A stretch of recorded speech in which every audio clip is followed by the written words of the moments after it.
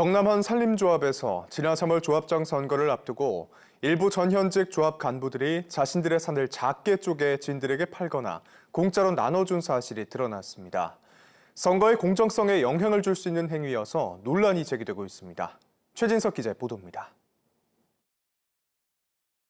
도심 외곽 높이 330m인 한 야산입니다. 길이 없는 숲으로 들어가니 자풀이 무성하고 나무가 쓰러져 있는 땅이 나옵니다. 지난 3월 당선된 이 지역 산림조합장이 2006년 사들인 12,000여 제곱미터 규모 임야입니다.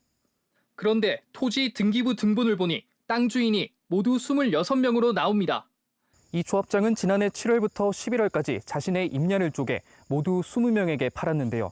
이들 대부분은 임야 331제곱미터, 100평 정도의 작은 면적을 사들여 공유자가 됐습니다.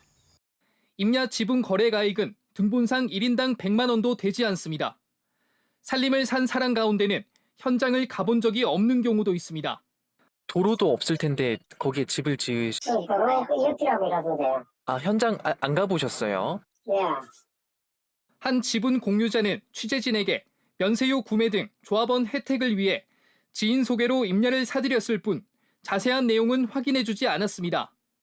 이 산림조합의 산 쪼개기 거래는 이뿐만이 아닙니다. 산림조합 한 이사가 가진 임야 14만 7천여 제곱미터도 비슷한 시기 주인이 30명 더 늘었습니다. 해당 이사가 배우자에게 지분 일부를 줬고 이 배우자는 지난해 7월부터 한 달 동안 지인 30명에게 임야 300여 제곱미터씩을 증여한 겁니다. 조합장과 이사 측 임야를 받은 50명 가운데 지난 3월 조합장 선거 직전 해당 조합에 가입한 사람은 36명.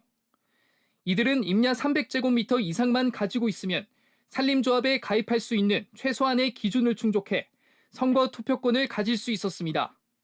산림조합 중앙회는 이 같은 산 쪼개기 거래 방식이 공정한 선거를 방해할 수 있다며 수차례 자제를 당부해왔습니다. 편법이라고 할 수 있는 이런 부분들을 하면 안 되겠죠. 그러니까 저희가 좀 못하게끔 최대한 이런 부분도 지도를 해야 되는 거고.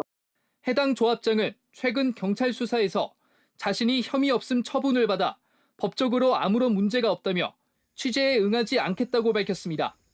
KBS 뉴스 최진석입니다.